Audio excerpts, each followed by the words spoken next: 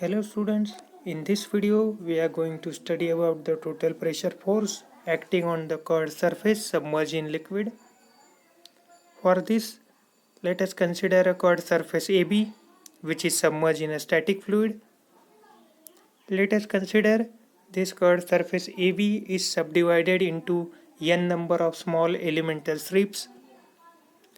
Let us take one elemental strip among these which is having area small dA and is situated at a depth small h from the free surface of the water. Then the pressure intensity acting on this area small dA is rho multiplied by g multiplied by h. This is according to the hydrostatic law. Hence the pressure force acting on this small area dA is equal to dF, which is equal to pressure intensity multiplied by the area. So pressure intensity is rho gh and the area is dA. So the pressure force acting on this area dA dF is equal to rho multiplied by g multiplied by h multiplied by dA. And this force dF will act normal to the area dA. Suppose this is the area dA, this is area dA. The pressure force will always act normal to this element of area dA. Hence, to find the total pressure force on the curved surface, we need to integrate this equation. So, capital F is equal to integration of the dF, which is equal to integration of the rho gh multiplied by dA. So, what is the problem in this case? Suppose this is the area AB on which there is this elemental strip dA.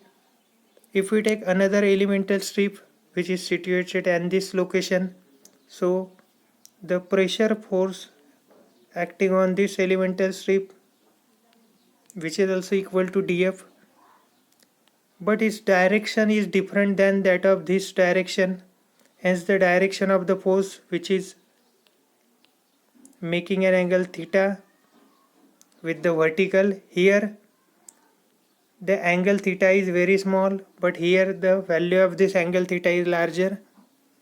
So the direction of the force acting on the each elemental strip is different. Hence we cannot integrate this equation to find out the total pressure force. Hence we will adopt this another terminology to find the total pressure force. We will resolve the components of this force dF and consequently the total force capital F into its x and y components.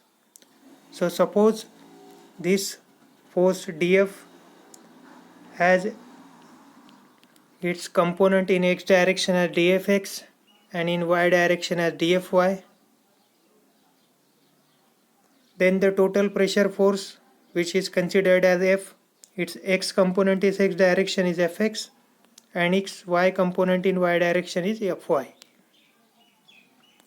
Now we can find out the total pressure force using this expression. We know that the capital F means the total pressure force is equal to under root of fx square plus fy square.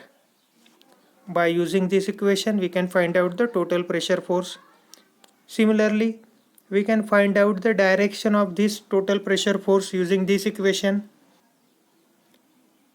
where phi will give the inclination of the resultant with the horizontal. Now, resolving the force dF into its components in x and y direction, we will get dfx is equal to df sin theta and dfy is equal to df cos theta. Into this expression we can see there is a resultant force, this dF on this area dA, its x component and its y component. This is dfy, this is dfx, which has direction like this, and this is the angle theta. So what is the dfx? Dfx is the df sin theta and dfy is the df cos theta.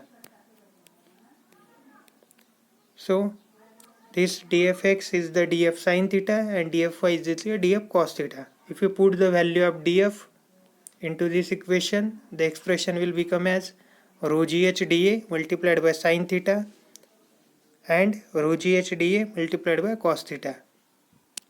Now, if we need to find out the total pressure forces by this force df and dfx and dfy, then we have to integrate these individual forces, individual components for the whole surface.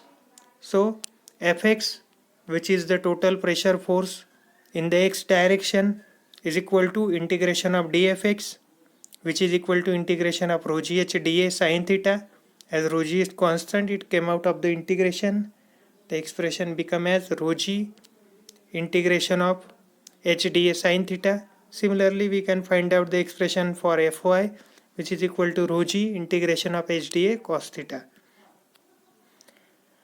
Now, from the enlarged area dA, means from this triangle EFG, which shows this is the area dA and its projections are given by this FG and EG. So this is the vertical projection of this area and this is the horizontal projection of this area dA. Let us consider the angle is theta, hence this FG is equal to dA sin theta and this EG is equal to dA cos theta, which is stated here. FG is equal to dA sin theta, EG is equal to dA cos theta. Now in the above equation, if we put this dA sin theta into this equation, if we put this dA sin theta as FG, so the expression will become as rho g integration of h multiplied by this Fg. So what is this Fg?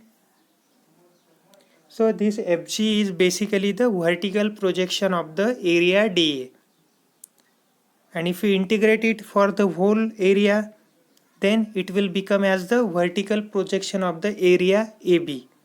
So it will become as vertical projection of the area AB.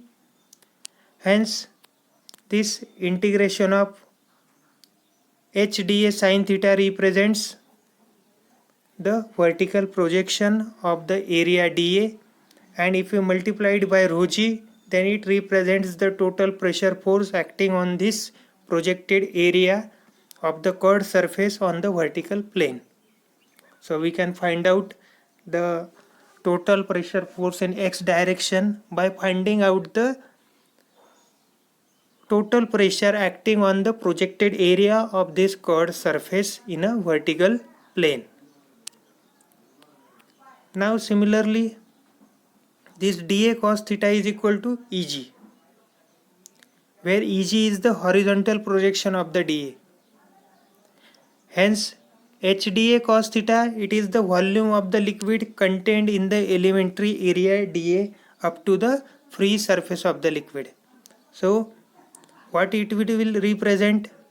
h dA cos theta as dA cos theta, it is equal to Eg, which is the horizontal projection of the area dA. If we integrate it for the whole surface area, then it will become as the horizontal projection of the curvature surface AB.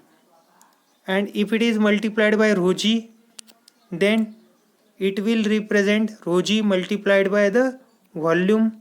This is the volume contained, and if you multiply it by rho g, then it will represent the total weight of the liquid which is contained by this curvature surface area AB.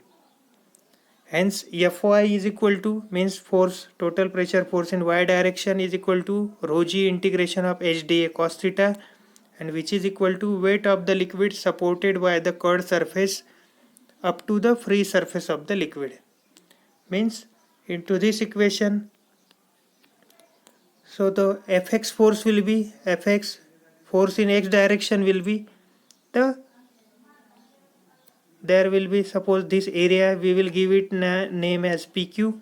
This is the vertical projection of this curved surface area AB. So force in x direction will be equal to the force acting on this vertical plane surface PQ and force acting on in y direction Fy is equal to the weight of the liquid supported by this curved surface area AB. So weight of the liquid supported by this curved surface area AB is equal to that much. So if you find out the weight of this surface area, then it will be equal to this Fy. So by this way we can find out the expression for Fx and Fy, and then if we know Fx and Fy, then we can find out the total pressure force by using this formula. F is equal to under root of Fx square plus Fy square, and to find the direction of the resultant with horizontal, we can use this formula. Tan phi is equal to Fy upon Fx. So we can get the value of the phi. Thank you.